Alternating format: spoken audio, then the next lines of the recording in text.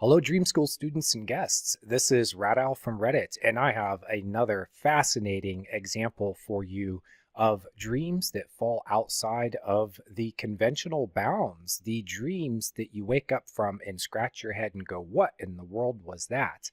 Sometimes dreams are conventional, and even the very strange ones can be explained conventionally.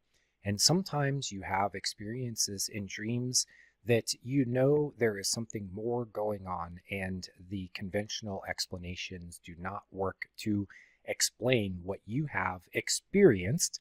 And my dream school students will know that I say a dream is an experience. It is something that happens to you, and it registers in your deep mind as an experience. So I have with us Original Jim. We'll just call him Jim. He is a Reddit user who posted his experience of having one of these unconventional dreams. Jim saw his children in a dream before he had his children, before he adopted them. Several years before he adopted them, he saw them in a dream, and then when the agency gave him the pictures of the children that eventually became his, he knew right away that they were from the dream, the same children he saw in his dream 3 years prior.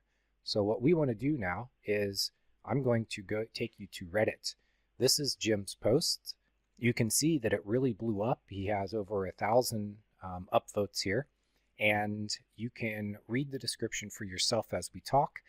I have Jim on the phone right now. Hi, Jim. Thank you for joining us today and sharing with us your experience. This is a real treat and pleasure for me because I am always looking for people who are willing to talk about these unconventional dream experiences so that other people can know that it happens, and sometimes it happens in very big, life-changing sorts of ways. In your case, you had a precognitive dream where you saw a brother and sister together and that they were going to be your children. But at the time, as we talked about before we started the interview, you didn't even know that you wanted to have children yet. Is that a fair thing to say? That's true. We'd only been married maybe not even a year yet, and we discussed the possibility, but it wasn't a done deal. It wasn't. We had no plans at that time. Yeah. So this was a year after you married your wife. You had a very vivid dream, and you see the faces of two children. I say your children because they've been with you for 10 years now. So they are your children, but at the time you didn't know it. But you say you see the faces of two children, a brother and sister, and they're both around 6 years old, and the sister was younger. So you told your wife about the dream because it was so vivid. And what I'd like to do is start there. I like to give people a way of differentiating the ordinary dream from the extraordinary one.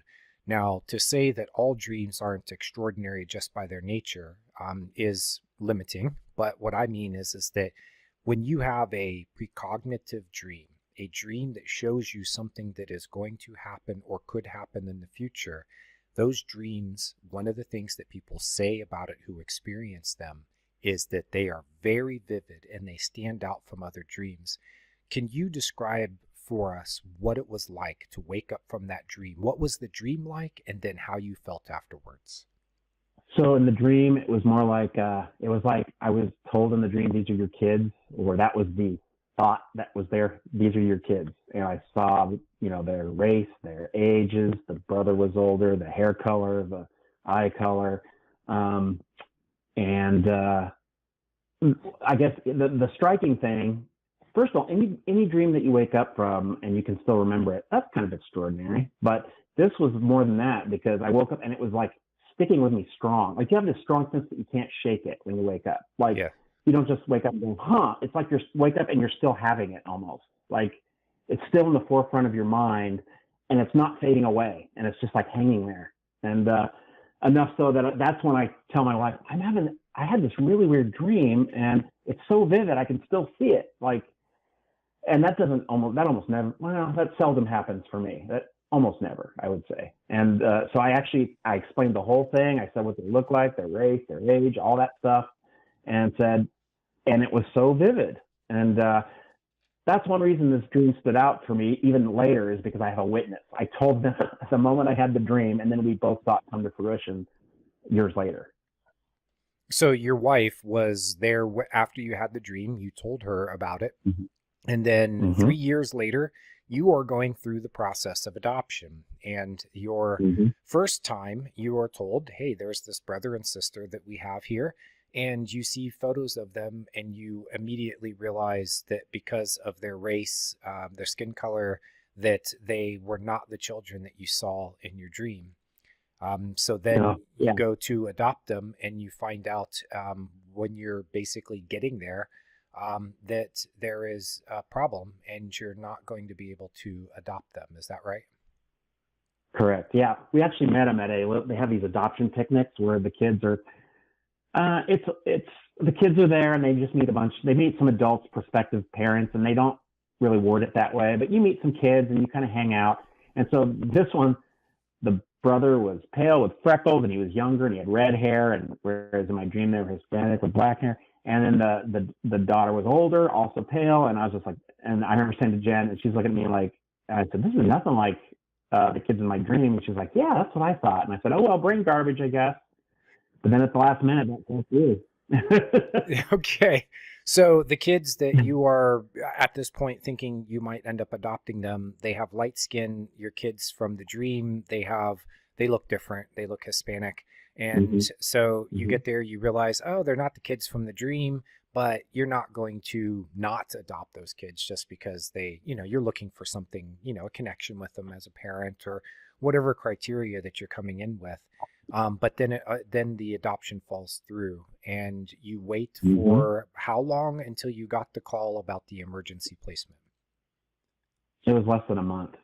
And then we got the call like 2 weeks before Christmas, and we went down to the adoption agency office, and they said, we have an emergency placement, getting them out of a bad situation. So they showed us, so it was going to be foster adopt, so foster to adopt, and they show us the profile.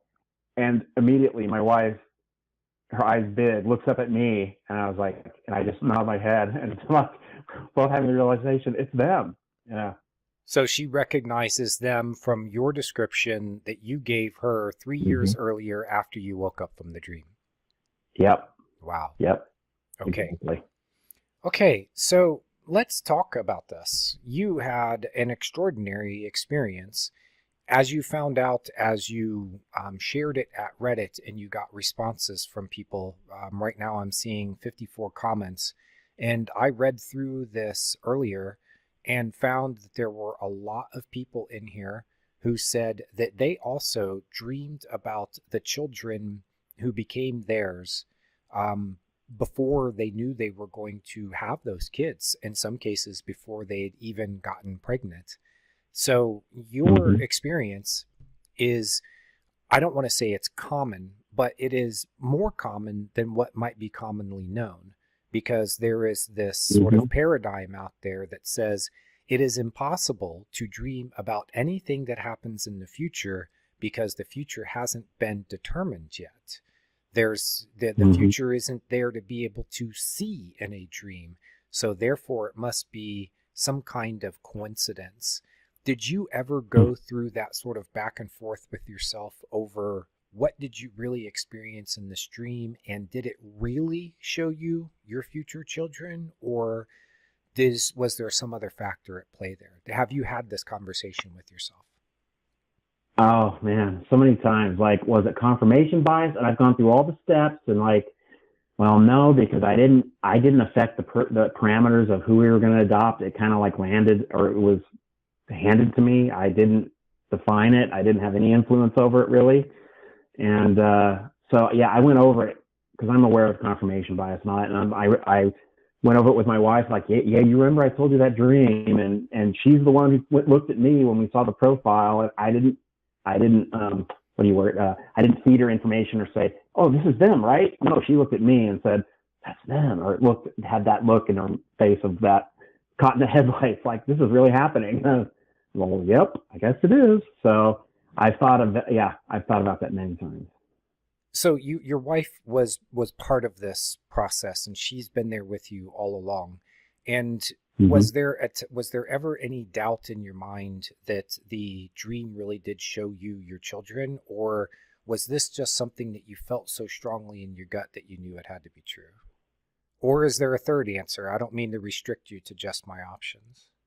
Yeah, I would say up until the point of adoption and somewhat afterwards, I was like, well, this is the done deal. And then, so older kids, they were 5 and 6 when we got them. Older kids who are in the foster adopt system, there's a reason they're there, and they've had a traumatic past. Our kids especially had a lot of trauma, and I'm just a programmer. I'm not a child development, child psychologist, anything of that.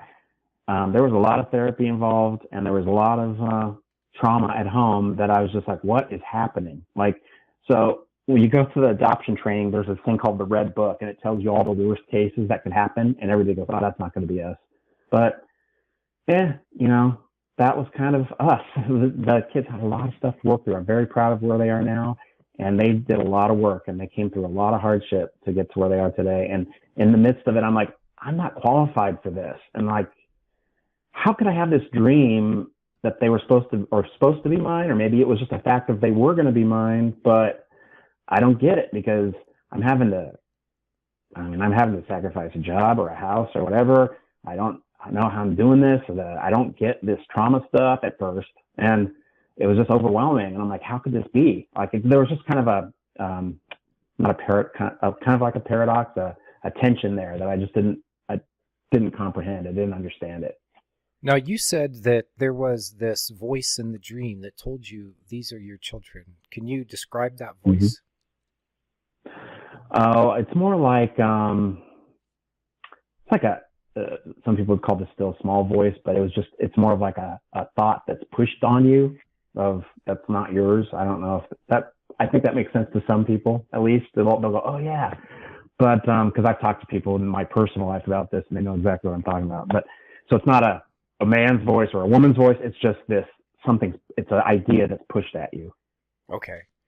So when you say voice, it's more like information that has entered your head. You kind of maybe hear it as a voice, but it's something that is like, let's just say telepathic in the sense that it's really only heard in your own mind. Or maybe I call it a thought form or something like that. So that just like is imparted to you. Which this is also common from experience of dreams that are um, doing something that is outside of the conventional or outside of the norm.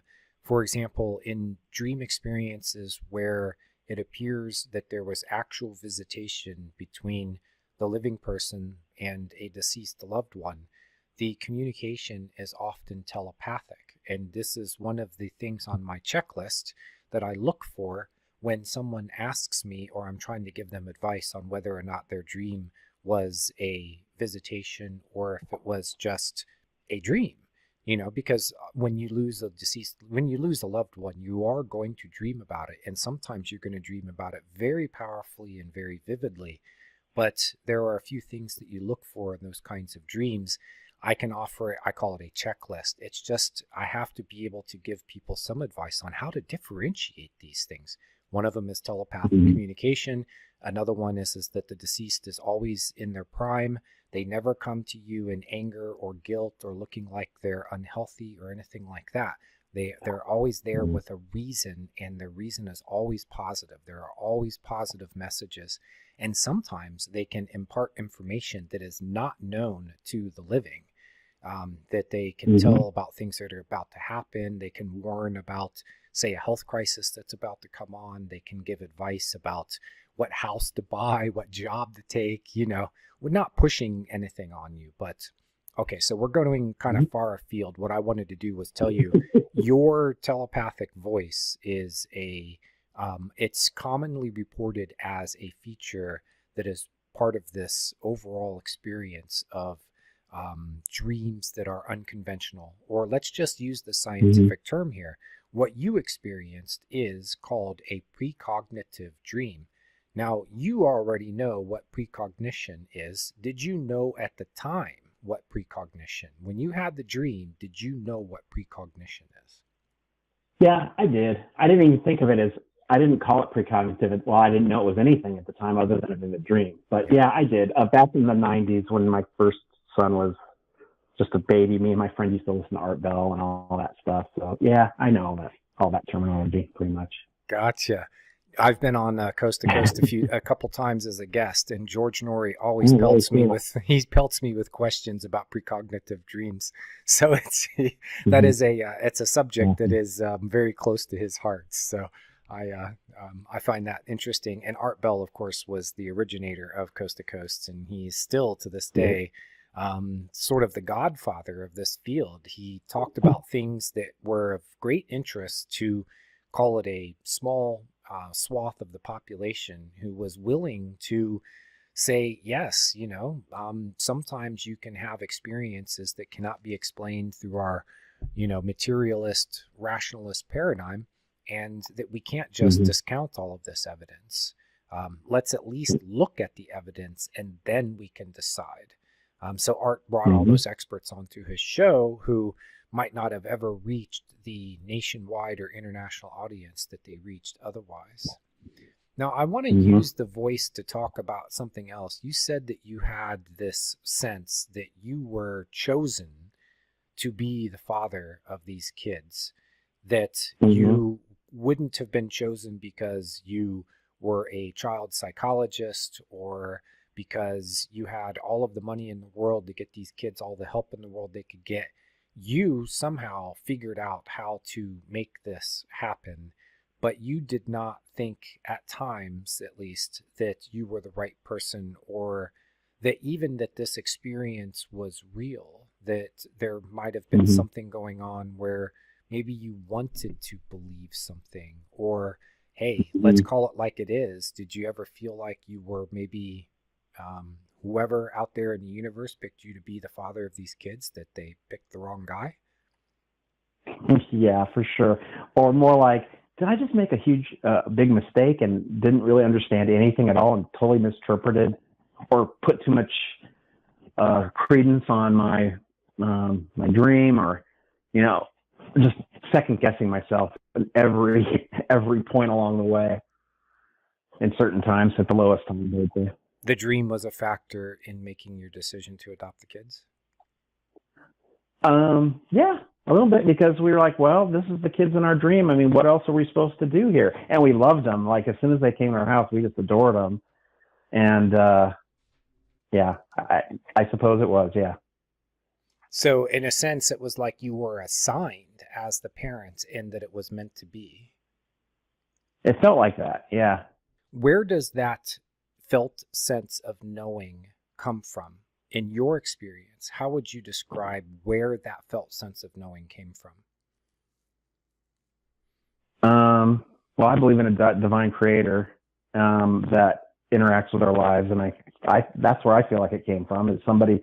So we backtracked to when the kids were dropped off at they were left by their birth mom at the shelter, or the women's shelter, and it was right about the same time as I was having that dream, right around that, within 6 months there. I can't say it was the same day or anything like that, but it was pretty close, within 6 months. And I just wonder sometimes, like at that point, it's like, okay, like some divine call center said, all right, or 911 center said, all right, we're assigning this for these people over here now because somebody made this decision, and now we're going to do this. We're rerouting, or I don't know. That's what I picture in my head a little bit.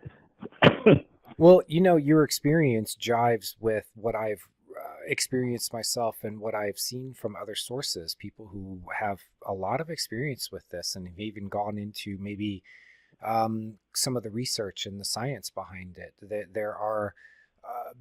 there is something larger at play here. That life is not just random. That the universe does not roll dice, and just allow Mm-hmm. things to, that there is a certain amount of freedom for us to be able to make our own choices, but that there is some kind of a larger thing that is at work here. And this goes back to the research that has come out of the University of Virginia Department of Perceptual Studies. It started with Ian Stevenson And now it's followed up by Dr. Jim Tucker, who is a psychiatrist. And they both have studied past life experiences. And one of the things that have come out of the thousands of well-documented cases, not in every case, but there is now a massive body of evidence that has been accumulated using the protocols of research in academic science or academic research in science, is that there is a sense that the children chose the parents, that they knew before they incarnated into their next life that they had chosen the parents and the circumstances that they walked into. So extrapolating from that, your sense that you were assigned or maybe given, because your children are a gift to you, that you were given this opportunity, that something out there in the universe, you say a divine creator, other people might have other words, there's just some kind of larger intelligence out there that appears to be all-knowing and all-loving, and it looks for these matches. It's like the cosmic matchmaker out there goes, hey, I got these kids here, and I know because they just got dropped off at this woman's shelter, and their mom's a mess, and the kids are a mess, but we've got them to a safe place. At least they're in the shelter. Now they need a home. And it can't happen right now, but I know a home that's going to be coming available here in about, 3 years. Exactly. Yeah. Okay. So this was it was a felt sense of knowing. You're not saying that there was the light shines down on your head and God comes down and says, thou shalt be the father of these children. There was there was something larger. You felt like there was something larger at work. And obviously you probably prayed about this and did other things to try to say, hey, am I really reading this correctly? Are you really telling me to be the parents of these kids? Is that fair to say? Yep. Okay. So let me ask you something else, Jim. Have you had any other precognitive dreams? Now that I was thinking about it, actually just today, I have had some. None of them that I could verify like this one. Actually, one of them I tried to when I was a kid. So I hadn't, and most of them have been pretty meaningless. They didn't carry a bunch of weight in my life or import. I had one when I was in 6th grade. I lost my favorite set of gloves, and I couldn't find them for 6 months. And I woke up one morning and I said, Mom, I had a dream. I'm going to find my gloves. I'm going to pull them out of somewhere. And there they'll be. And she's like, that's nice, honey. So I go to school, and the whole time they were in the back of my desk behind all my books. And I just felt them back there, and I pulled them out, and there they were, just like in the dream. So I get home and I go, Mom, it happened just like in my dream. What dream? She's like, that's nice, honey. Like, she wasn't listening. I'm like, dang it, I can't, that was my proof. So that mom's your witness, and some witness she is. Yeah, thank you, Mom. Well, I had someone at Reddit share with me a dream they had where they had lost a bullwhip about 5 years before. A bullwhip. How do you lose a bullwhip, right? He said that in his dream he was shown that the bullwhip was hidden above his ceiling tiles. And so he wakes up from the dream. He knows that this is he's like, I know my bullwhip is up there. Somehow he knows it. Someone had hidden his bullwhip above the ceiling tiles, and it sat there for 5 years until he had the dream that told him where it was. Sure enough, he pops the ceiling tile, looks up there, and there's his bullwhip. Of all things. I love those stories. Yeah. Another guy dreamed that he would find that he had some lost video game cartridges. Couldn't find them anywhere. He had a dream that they had fallen down into his reclining chair, and he digs way down into the nether regions of his reclining chair. He finds the cartridges, just like the dream said. I mean, these are two examples. I've hung out at Reddit for years now, and I've especially kept an eye out for these sorts of reports. And I can say that they number probably a few hundred, if not several hundred reports that I have run across. And the details match in ways. Like some people might I had a dream last night that there was this thunderstorm, and the next day there's a thunderstorm. And you're like, well, what's the odds of that happening? And you can look and go, well, actually, on this day, you had a 40% chance, based on historical records, that you would have a thunderstorm on this day. So you can't call that precognition. But in your case, plus the body can tell the weather changes are coming and stuff like that. So yeah. Yeah, and your body can sense these things too. You might have been asleep and you felt the, the change in the barometric pressure or something like that. I know a guy who had a dream where he dreamt that his bed caught on fire, and he woke up from the dream and he's like, there is something here that's too weird. He pulled his bed back from the wall, and one of the outlets, the plug, he said it was like super hot, and it was starting to like lightly smoke. It was so hot. If the bed, because it was pushed up against the bed, if the mattress had sat there against that hot source, it eventually would have caught on fire. But the theory, the working theory is that he actually smelled the little bit of frying electronic, because his head was on his pillow, which was, a few feet from that hot electrical outlet. So he was actually smelling something that was triggering the dream. Now, we have other cases where you have absolutely no prior knowledge. Jim, you had never seen those kids before in your life, right? Nope. And I had no preconception of what kind of kids I would have. I mean, we weren't even talking, we weren't planning about adopting yet or anything. So no, it was pretty out of the blue. And you saw the descriptions, like you had a lot of detail from the dream, and obviously from just your description. I mean, your wife was not there seeing your dream with you. So when she saw the two kids that you eventually adopted, you say that she recognized them right away just based off of your description. Exactly, yes. Okay. Yep. And you didn't really see their faces, but you saw hair color, eye color, skin color, age, gender. You had all of that information, right? Yep. I couldn't say, well, they're good looking kids. So I don't like, I couldn't say, oh, this one has buck teeth or this one has a big nose, which they don't. They're both very beautiful. They could be models, but every parent says that. But, nothing like that. That was they have a mole on their lip or anything like that. It was more just these parameters, and I saw it, but I couldn't take a photograph and go. Let's say there was, they showed me a mug shots of 6-year-old Hispanic boys. I might be able to say, well, this one's more like it than not, but I wouldn't be able to go, that's the one. Like, I would be able to see in the general vicinity, let's say. Like, I knew he wasn't heavy. I knew he wasn't scrawny. I knew he was moderate weight and, like that. Just that, but I didn't know that if he had, what size nose he had, or I couldn't recognize his eyes, except I knew they were brown. But, it was, but very many parameters, enough that my wife could recognize based on the parameters she could see in the photo. They both, and it was for the brother and the sister, and they both fit. We have now the felt sense that you had in the dream. You had that the enough physical description that you recognized the kids on site as being the same ones that you saw in your dream. Now, here's one thing that is uncommon for an experience like yours is the amount of time that has passed. When in my article on my website, dreams123.net, I have a article on precognitive dreams, and anyone out there can find it by putting in precognitive dream or ordinary dream, and that should get them right to my article that I wrote about this. And here's one of the things that comes from thousands of cases of precognition and looking for the commonalities between them is that usually a precognitive dream will come true, if it's going to come true, within 2 weeks. And I say if it's going to come true because we're not dealing with prophecy here.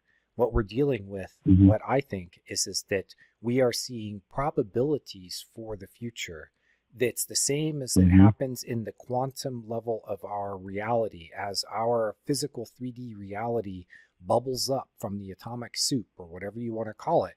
What is happening at that atomic level is just probability. It's just pure information. And it says, here are a spectrum of probabilities that can occur. And then we, as the intelligence observer, picks the probability that actually becomes our reality. I think that we see that sometimes, or maybe even nightly in our dreams. We see the probabilities for what's about to come up, and we actually make choices. So, Jim, in a way, when you Mm-hmm. had that dream and you said, great, I've got these, the voice says, hey, these are your two kids. If you would have reacted by saying, screw you in your whole idea of parenthood, then maybe that probability Mm-hmm. would have said, we'll find another parent. But instead, let me add, and let me not bias you by framing this question too much, but let me just ask you this. What was your internal reaction when the voice said, these are your kids? Just a certainty, like a complete acceptance and certainty that that's how it was going to be. So you affirmed That it it. was a fall. You said Yep. yes, Mm-hmm. that's okay. That's okay with me. And even with all of the difficulty and struggles that you've had with this, like you said that you had to change jobs, the kids have been through a lot of PTSD and trauma, and you've had to go through a lot of Mm-hmm. counseling and things with them. Mm-hmm. That even through Yep. all of that, that your sense that that voice picked you for a reason, that it was true, even if you didn't always understand why, that this has helped to carry you through the experience, especially at the times when you were ready to kind of throw your hands up and say, why me? Not why me in a pity sense, but just like, why did you choose Yeah. me for this? Because I don't feel like I'm the right person. Right. And I guess what my wife and I learned is that those kids were given to us to save us, just as we thought we all saved each other. Is really how to put it. That my life was improved. I became a better person. My wife and I both did a lot of work. All four of us, the kids and me, my older son, five of us. So we all did work through this that made us all, go through the refining fire and come out a little purer at the end. I'm not saying I'm pure, but purer than I was when I went in. I feel you. I study Carl Jung. He's one of my, he's kind of the godfather of dream psychology. And there Mm-hmm. is something that he said I ran across in his writings, as he said, through the wounding experience comes the call to higher initiation. That, in other words, Mm-hmm. you experience these, the doubt and the pain and the wounding and everything else, that it can be a blessing because it will spur you to growth. And that without these challenges and without this spurring, without the cattle prod sticking you in the butt and saying move, that most of us Mm-hmm. would just kind of stay complacent. We would stay in place, and that we would never be able to live out our fuller potential. And it sounds to me, Jim, like you would agree with that, that in the sense that the experience of adopting these kids and everything that you've been through together has made you a better person. Yeah. Beforehand, I was all about chasing the dollar. We talked to when in the 90s when I was a programmer and we were like rock stars and I loved it. Yeah. And I was doing consulting and working some long hours, but I thought, hey, I can have everything I want. I could have a big house. I can have a boat if I want, convertible, all the toys. And then the kids come along and I think, well, fine, I'll just pay for them to go to, well, no, they need a parent. They don't need money to fix their problems. They need a loving parent. And so those things had to be stripped away from me. I was holding on so tight. They had to be pulled out of my clutching claws forcefully for me to let go. And once I let go, it was such a relief. It was such a burden lifted that I felt like I had to do these things. The whole consumerism thing. I still like nice stuff. I just don't chase it as much as I used to. That would have never happened without my kids. I would have still been totally, it's all about me, just chasing my fun. Basically. In other words, a Californian. Yeah, pretty much. I kid. Lake every weekend.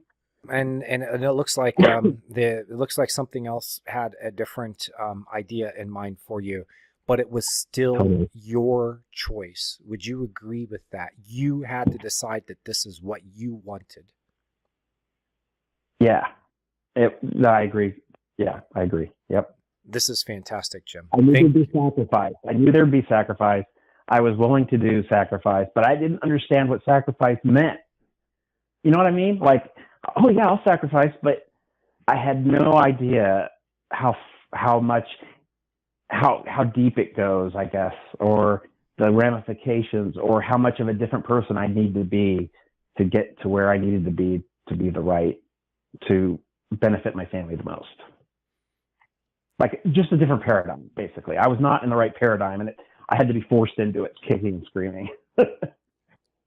You said, and I want to make sure we hit on this point, that there was a time when you were seeing a therapist with one of the kids, and that the therapist claimed to be a bit psychic and said that you were the only one who could have been the father to them. I'm reading from your post here, that it was Mm-hmm. meant to happen. And Mm-hmm. so did you, when that psychiatrist said that to you, how did you Mm-hmm. how did you feel? How did you react? That was pretty early on too. Well, it was early on, but it rocked me back in my heels. I was like, whoa, like a shockwave, like,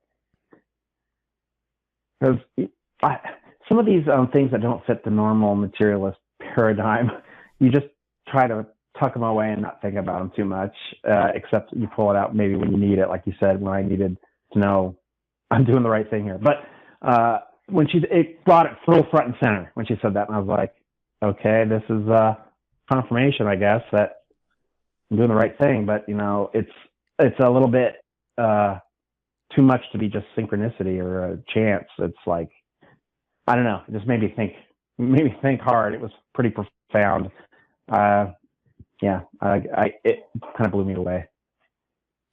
Jim, thank you for sharing this experience with me and with us, because this is going to reach a larger audience through my YouTube channel and my Dream School students. These are people who are really interested in this kind of experience. And while it may not be commonly accepted, you may not turn on the nightly news and hear about somebody's precognitive dream. You and I, and well, hopefully many more listeners out there who maybe were on the fence, will be convinced to at least keep an open mind for this, to know that it is real, that it happens to people who are from all walks of life around the world, that this is something that we haven't covered yet, but I want to let you know precognitive dreaming is a natural ability that everyone possesses. It is in the very nature of the dreaming mind to be able to disconnect from the current time and space, and by extension, be able to view other times and places, whether they are in the future or in the past. This is a natural Mm-hmm. ability, and most people, though, do not remember their dreams well enough to know that it happens for them also, that on an almost nightly Mm-hmm. basis they could be dreaming things that are part of their future, but they don't remember their dreams well enough to know that it happens. Hey, thank you for joining us. That concludes my interview with Jim, who really put himself out there to share his experience. He shows a lot of courage, a lot of insight, and a lot of heart in this interview, and also in his post at Reddit. When you share these sorts of experiences, you can open yourself up to criticism and even ridicule. What Jim is showing us, and what is becoming aware to all of us through this gradual infiltration of this information, is that our experience of life in the waking world and life in the dreaming world is showing us that this universe we live in is deeper, kinder, and more loving than what we are taught, than what we can know just through our conventional experience of life. People have these experiences, such as seeing their children before they know that those children even exist, before they get pregnant with those children, or before they adopt them, like in Jim's case. I teach conventional dream interpretation, and that even very unusual appearing dreams can have a conventional explanation behind them. Dreams are stories told using symbolism. These are simple facts number 2 and number 3 about dreams that you can use to understand your dreams. And that's where Dream School comes in. What you see here on the screen is the front page at dreamschool.teachable.com. You can use dreamschool.net as a forwarder to this page. I want to show you here that we have courses that you can take. These are taught by me, and I will teach you how to understand and interpret dreams, both the conventional dreams and then venturing into the unconventional dream experiences, such as the one that Jim had. So I encourage you to come here, check out what Dream School has to offer. Take a look at the free Introduction to Dream Interpretation and Analysis. This is a very popular course. And of course, it's popular because it's free, but it also teaches you the basics of how to apply my D3 system to understanding your dreams. So I am RadOwl. I'm also known as J.M. DeBoard, and I am the author of the Dream Interpretation Dictionary, Symbols, Signs, and Meanings. I thank you for joining us, and I look forward to doing more of these interviews and presenting this information to you.